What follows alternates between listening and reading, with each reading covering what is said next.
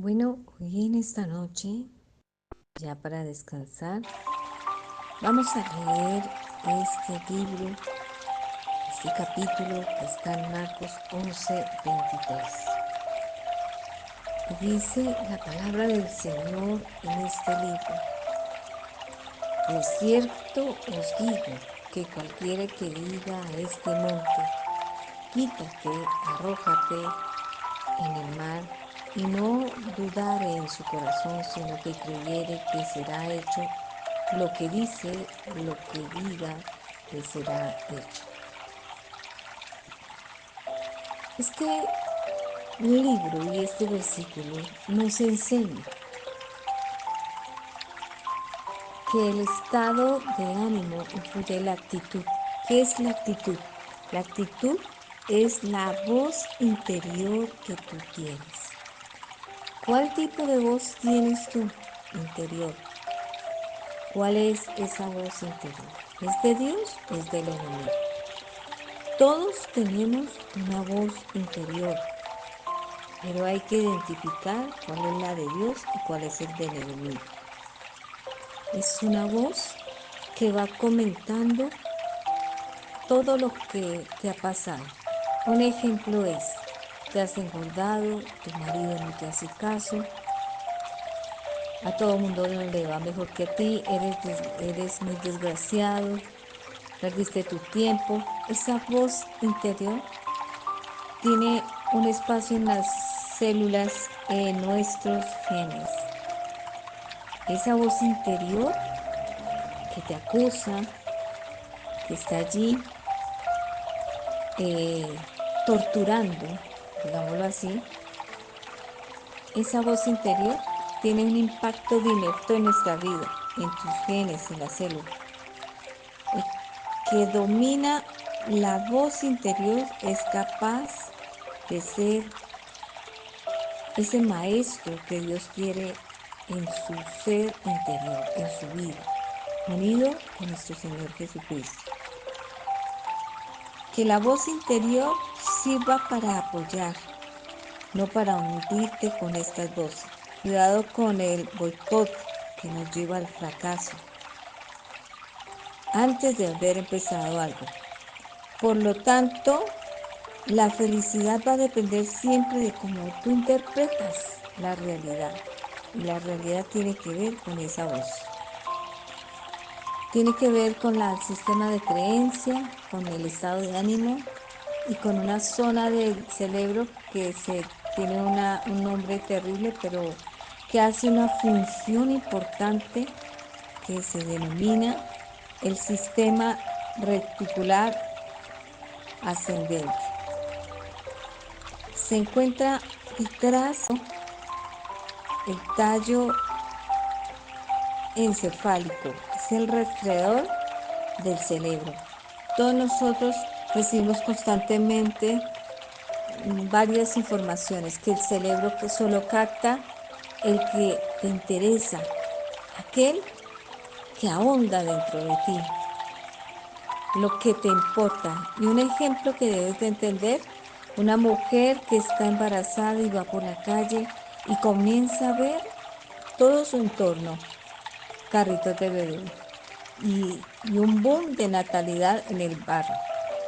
Pero no es así, es un boom que está en tu interior y que ahora te interesa. Y ahora comienzas a saberlo.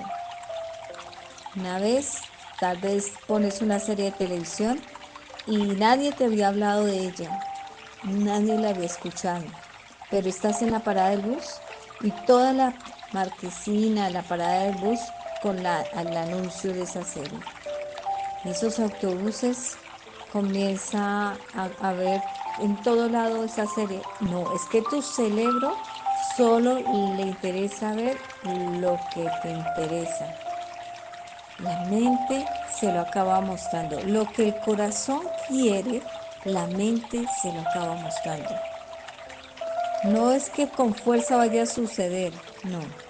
El cerebro va a hacer todo lo posible por encontrar cosas en el entorno que tenga que ver en eso para cumplir tus sueños. Si tienes el sistema reticular negativo, apagado, da igual lo que me pase porque no lo voy a ver. Esto es de insistir mucho. ¿Cómo hacer que te pasen cosas buenas? Y un mensaje importante, el 90% de la gente que no le pasa cosas buenas es porque no sabe en la palabra de Dios lo que Dios quiere que le pase. No está allí en esa parte de su cerebro que haya memorizado la palabra de Dios para saber lo bueno que Dios quiere que le pase, para que te lo muestre. Si algo bueno te quieres que te suceda, tienes que prepararte en el conocimiento de la palabra de Dios para que tu entorno comiences a verlo. Hay personas que dicen es suerte, hay cosas que se escuchan que en otros que es un drama. Hay una frase de Séneca que dice, la suerte es donde concluye la preparación y la oportunidad. Hay que prepararse, hay que saber estudiar. El que estudia, el que visualiza lo que quiere, es capaz de decidir mucho mejor las oportunidades. Y hay que tener una preparación en el Señor. Hay que tener una preparación en aquello que Dios desea que tú conozcas, del plan divino que Dios tiene. Y es ahí donde el Señor nos habla constantemente, nos insta de una y otra forma a poder ver esas cosas que no la vemos porque nuestro cerebro siempre ha estado viendo lo mismo. Y es ahí cuando viene la palabra de Dios. Y la palabra de Dios nos explica claramente en este versículo que Jesús te está respondiendo a dar en cada momento, comprender que las cuestiones sobre todo tu entorno y tu vida, las respuestas es simple, pero a la misma vez es extraordinariamente profunda. Como la que dice el Señor, dar a César lo que es de César y a Dios lo que es Dios. Jesús está hablando sobre la importancia de ser unos cristianos fieles a la palabra, obedientes en leyes, en tu acción de cómo vives, para que tengas la importancia de dar a Dios ese espacio, esa adoración y ese devocional para llamar y comenzar a descubrir que ese llamado es equilibrado. Ese llamado es para que te pongas en el lugar que Dios te quiere, que es en la bendición. Responsables, pero que ese paso de responsabilidad, obediencia, cumplir las leyes, llevar un estilo de vida, ese momento tiene que estar bajo tu dominio. El dominio que tienes que ir dando a tu cerebro para recordar lo que te es bueno de vivir. Si estudias, como te dije, el que estudia le es más importante y va a poder llegar a esas bendiciones. Proviene de una sumisión ciega de un gobierno de Dios y no un gobierno injusto en la tierra y en tu cargo. Porque continuamente vas a estar repitiendo y honrando con responsabilidad la verdadera ciudadanía que Dios quiere que pases en la tierra. Las leyes, la obediencia, cómo trabajas, cómo estudias, qué haces. Y tienes que dar a Dios lo que es de Dios. Es importante. Y recordar en nuestro devocional, allí en los momentos de petición, ir allá esa parte del cerebro que te digo, para recordar las palabras, las promesas y hacer que al salir de nuestra boca comience a efectuarse un suceso como lo que te dije de la mujer. Anhela tanto el embarazo que resulta viendo todo su entorno, un mundo lleno de mujeres embarazadas. Y por eso debemos de asegurar nuestra vida en el centro que es el Señor. Y ahí es donde nosotros tenemos que ver la importancia de este libro y de este pasaje, en donde el Señor nos habla constantemente de su palabra. ¿Qué podemos decir con eso? ¿Qué podemos concluir con el pasaje que hemos leído? Pues el Señor mismo desea que ante todo tú estés allí delante de Dios todos los días presente, como ahorita lo estamos haciendo. Y saber que allí el Señor te tiene reservado, te tiene allí en el hoyuelo de la mano, dispuesto para bendición. Porque Él promete que todo lo que creas en tu corazón y digas con tu boca te será realidad.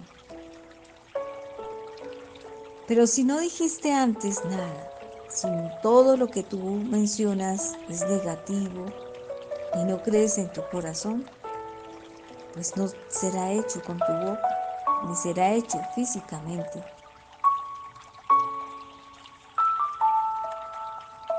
Entonces, este libro nos asegura que si dijéramos a este monte, quítate de ahí y tírate del mar, creyendo sin abrigar el menor rastro de duda en tu corazón y en tu mente, lo que diga te sucederá, lo obtendrás. Y es ahí donde el Señor nos pide orar. En esta hora vamos a orar y vamos a darle gracias, pero primeramente antes de acostarnos, vamos a pedirle perdón. Amado Señor, oramos queriendo primero y pidiendo que la sabiduría de lo alto venga, Señor. Que tu voluntad, oh Dios, la recibamos a través del conocimiento de tu palabra, día por día en oración, como hacemos a diferentes horas del día. Porque si pedimos con esa sabiduría, no pediremos de acuerdo a nuestra voluntad. No tendremos ninguna razón para esperar que nos concedas tal petición. Pues no es en nuestra voluntariedad que logramos las bendiciones, es en el plan divino de lo que tú tienes destinado como propósito y voluntad, plan divino en nuestra vida cada uno. Porque lo que Jesús quiere decir cuando habla de arrojar la montaña al mar es que aquel que ejerce la fe verdadera arrastra a una nueva era que Jesús está lanzando a lo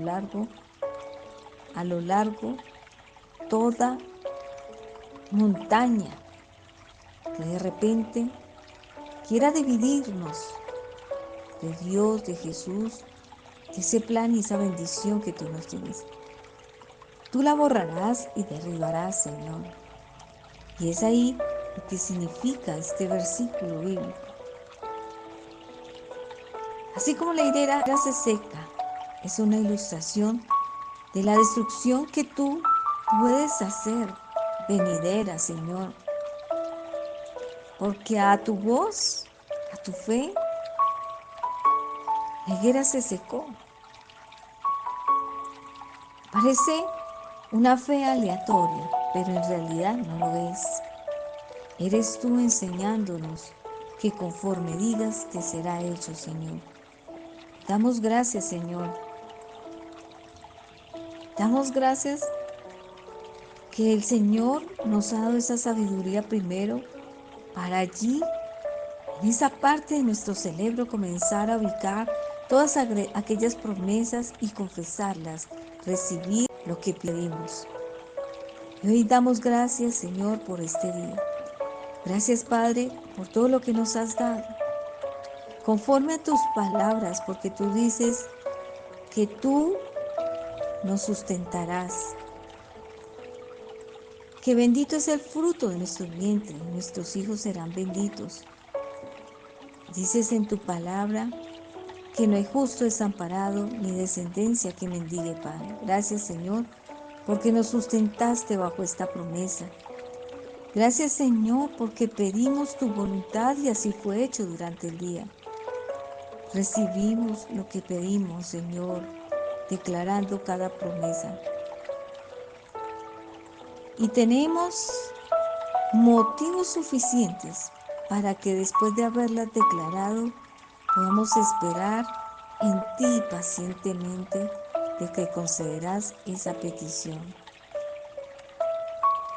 Y mueves hoy, Señor, la montaña, esas montañas, veredas en donde el mundo, lugares misteriosos, obras de las tinieblas, poderes equivocados e intenciones y sentimientos equivocados se vayan, porque tu bendición no añade tristeza, porque ese sentimiento que has puesto y ese conocimiento en nosotros da sentido de vitalidad a que tu existencia está en nosotros, Señor. Por eso te alabamos y te bendecimos, Señor. Que tú nos enseñaste que es necesario experimentar el poder tuyo cuando se tiene el conocimiento, cuando se memoriza, cuando se menciona, cuando se tiene fe, se cree en lo imposible y acudir a esa fe de un momento a otro. Damos gracias, Señor, para aquellos que con fe miramos este día y alcanzamos bendiciones. Te alabamos y te bendecimos, Señor, porque nos enseñas poderosamente a través de este versículo. Gracias, Señor. En paz nos acostaremos y asimismo dormiremos, Señor. Amén.